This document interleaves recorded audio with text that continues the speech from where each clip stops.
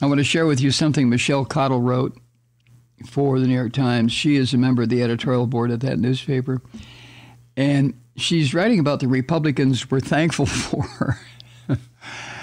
Did you ever think? I never thought no, I take that back. At least not in the last, since George W. Bush, have I felt that there were Republicans I should be thankful for. Really.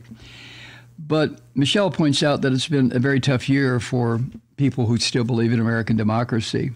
You know, we had the sacking of the Capitol by the Orange Vomits brown shirts on January 6th. The Orange Vomits chokehold on the Republican Party continues.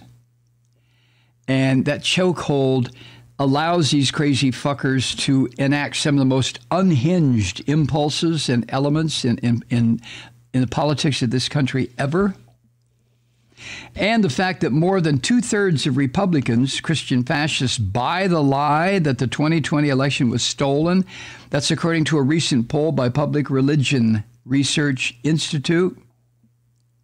And another 30% of these white devils say violence may be needed to save the country. You got that right, you dumb fucks, but it would be violence targeted at you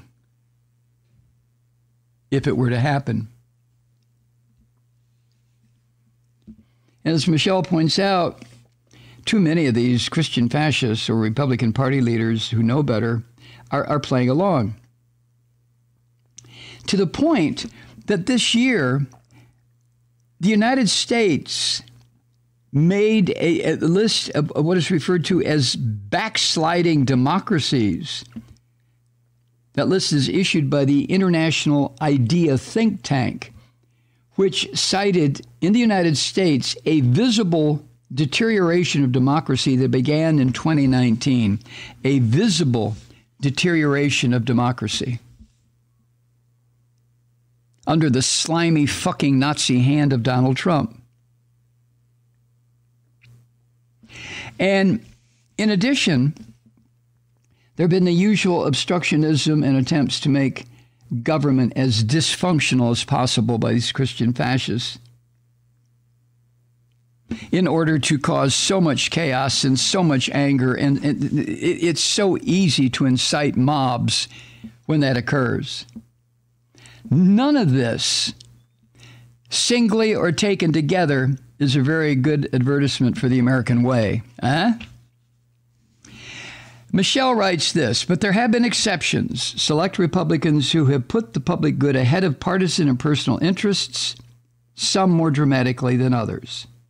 Not that these folks are saints or even consistent in their commitment, but these days, even glimmers of responsible pro-democratic behavior amid the miasma of Trumpism merits a shout-out.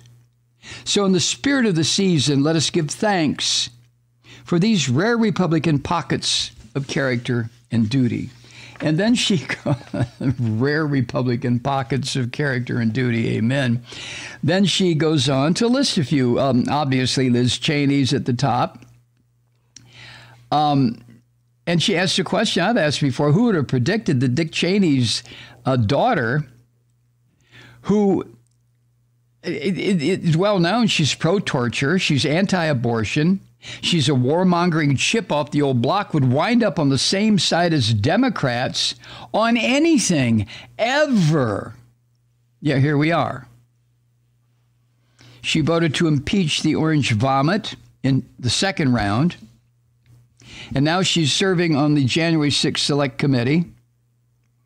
And she has a steady drumbeat of warnings about the threat that the Orange Vomit's lies pose to this nation. And of course, none of this should be partisan issues, but with today's Christian fascist party that has taken over and animated the corpse of the Republican Party, what Liz Cheney says now absolutely sets her apart from the sniveling herd. That's what Michelle Cottle calls them, the sniveling herd. Now, in return for Liz Cheney's apparent and seeming dedication this time to democracy, she was booted from the House leadership back in May. And as you know, the Christian Fascist Party in Wyoming voted this month to stop recognizing her as a Republican. And, of course, she's facing a primary challenge next year by some asshole backed by the Orange Vomit. Then we have Adam Kinzinger, the guy from Illinois who's also sitting on the Select Committee.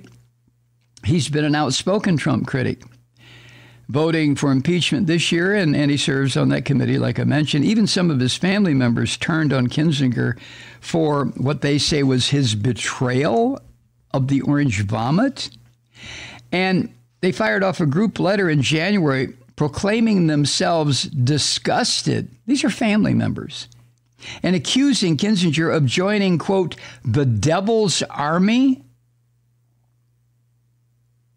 of fake Democrats and fake news media. You see, there it is again. If you don't think this is a murderous religious Christian fascism, please stop thinking that way, because this is exactly what it is, a devil's army, huh? And last month, after redistricting complicated his reelection prospects, Adam Kinzinger announced his retirement from the House at the end of this term. But Kinzinger has left open the possibility that he might run for higher office. We'll see. Third, in Michelle Cottle's list of Republicans we're thankful for are the impeachment backers. 10 House Republicans voted to impeach the Orange Vomit last January for having incited the insurrection attempts. And in February, 7 Senate Republicans voted to convict. Those 17 upheld the Constitution and put this country over the Nazism that Trump wants everybody to accept and make him the new Führer. So naturally, they've been targeted for payback by the Orange Vomit and his toadies. And then fourth, Michelle wants us to be thankful for the infrastructure package supporters. It's gotten to the point, you see, for so-called Republican lawmakers, just doing their job has become risky business.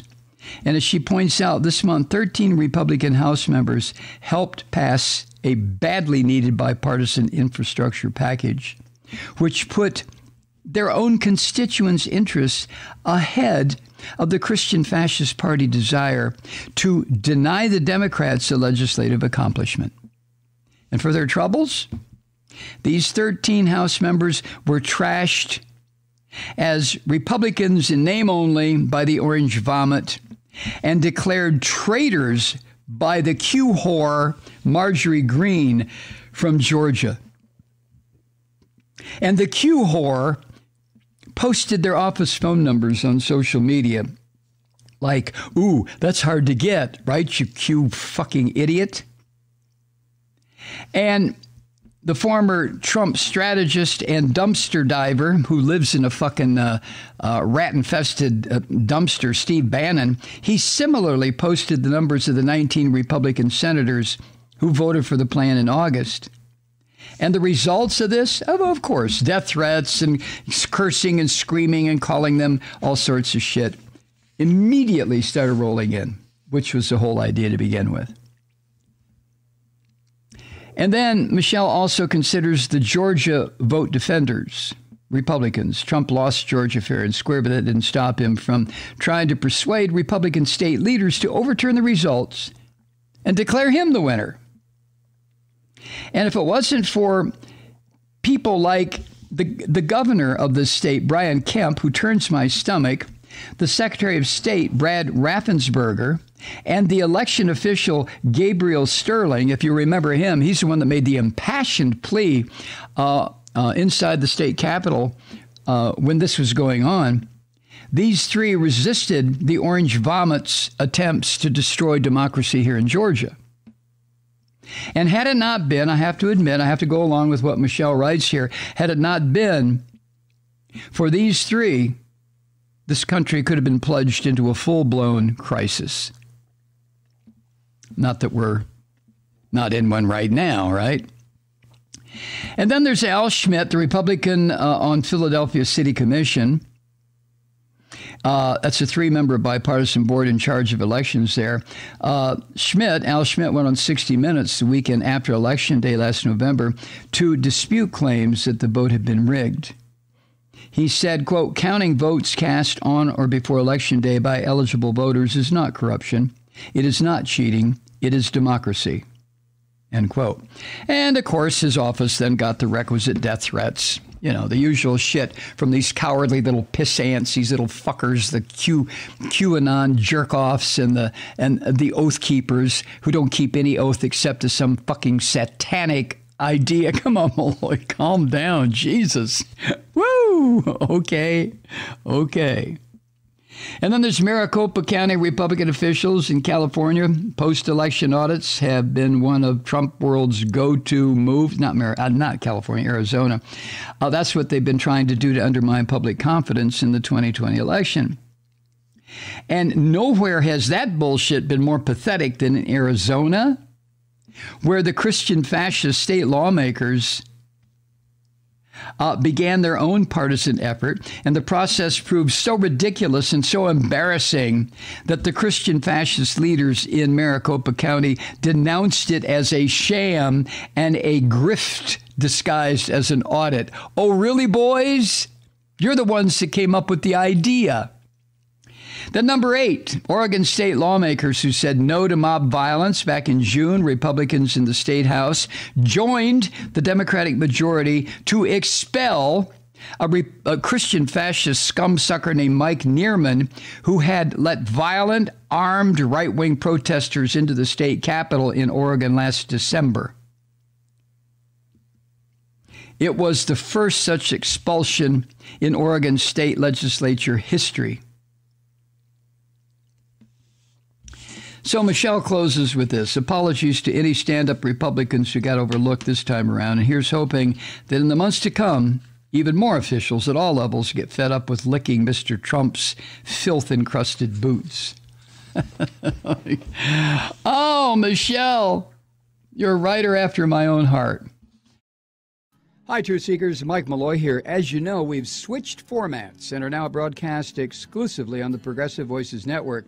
So that means you get fewer program interruptions, no corporate commercials, and lots of profanity.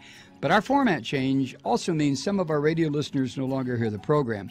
It's been a while since I mentioned our podcasts, so you may have forgotten that there is a way to listen to this program anytime you need a good dose of screaming.